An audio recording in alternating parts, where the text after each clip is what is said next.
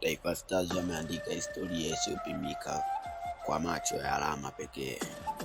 Katika mazingira magumu bila kushinda hata mechi moja, lakini kwa nidhamu ya hali ya juu na umoja kikosi kilichokuwepo, hatimaye Taifa Stars wamefanikiwa kuingia 16 bora katika kombe la AFCON kwa mara ya kwanza toka mashindano hayo yaanze. Tanzania walicheza kwa nidhamu ya hali juu kwa kulinda mchezo. Walipunguza hatari katikati ya kiwanja na kuchagua muda sahihi wa kushambulia. Dhidi ya Tunisia, Taifa Stars walionyesha ukomavu wa ushindani vizuri na kusoma alama ya mchezo vizuri, kudhibiti pressure na kulinda matokeo ya moja ambayo yamewapa pointi ya historia katika soka la Tanzania. Kilichoamua hatima ya Stars leo si ushindi, bali ni ubora wa nidhamu uliojengeka katika kikosi.